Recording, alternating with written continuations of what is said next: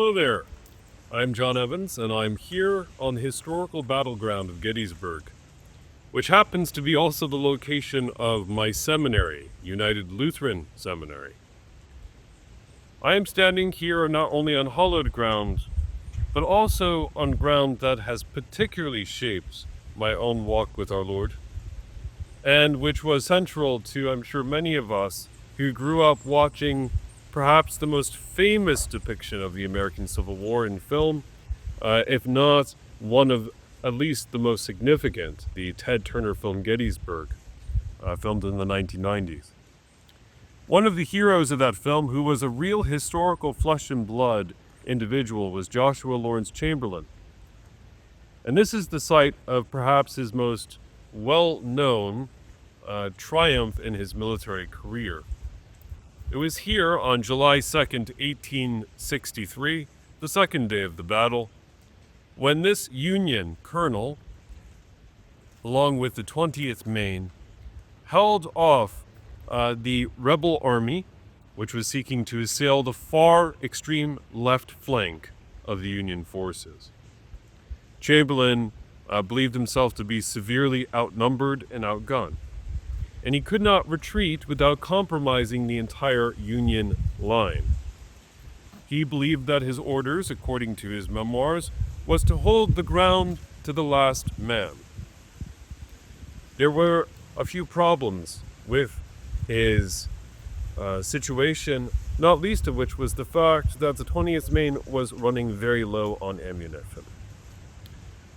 Colonel Chamberlain, who was not a military careerist, as of this point at least, who was not someone who went to a military academy, but instead was a professor of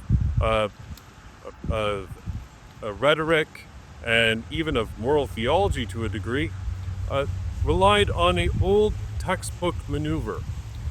He commanded his soldiers, according to his memoirs, to swing down like a door on its hinges, and to try to attack the rebels armed only with bayonets.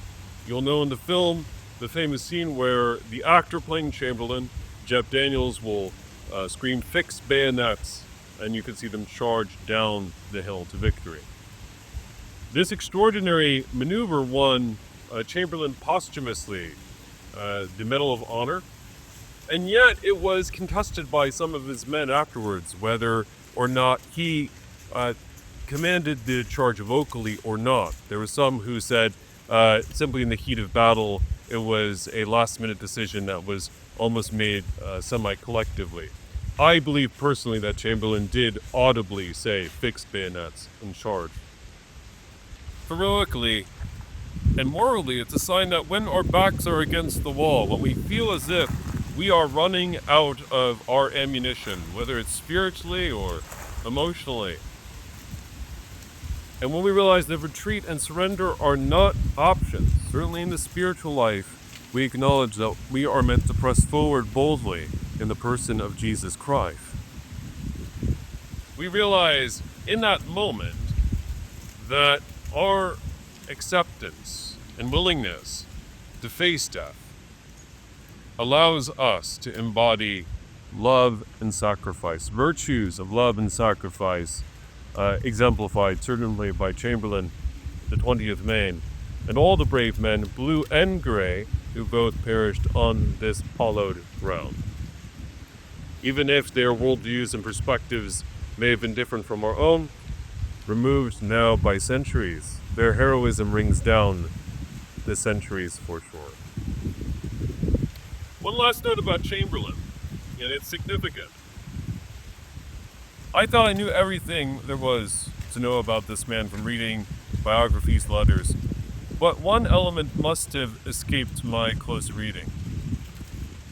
I and my wife were in a bookshop in Gettysburg proper, and we found that Joshua Lawrence Chamberlain was not only a professor of rhetoric, etc., even a little bit of moral theology, but also this man went to Bangor Theological Seminary and was considering at one point even being a missionary before entering into his professorial career. I found that not only was he a seminarian, he led the choir in his local congregation. I think the text I was reading said he was an organist, but everybody sang back in those days, so must have had some element of vocal training for sure. And he even taught Sunday school. It's curious, the title of the book about Chamberlain's life escapes me, but the name of the book on which the movie Gettysburg is based is called The Killer Angels. And this idea was, here are figures both blue and gray who are wise, who are sophisticated, who are even biblically educated. And yet, as angelic as they are, as remarkable as they are swept off their feet into an arena of blood and of fire. In this sense, it's a reminder not to take our past for granted and to remember faults of wisdom and, at times, even the shortcomings of those who came before us. May we learn from the tragedies and triumphs of our American Civil War past that we pray to God we may not have another one future.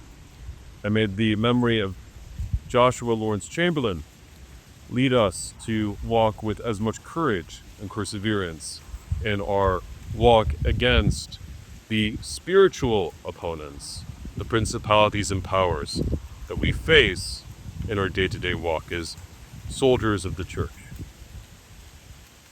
warriors of love, soldiers of divine mercy. In the name of the Father, and of the Son, and of the Holy Ghost.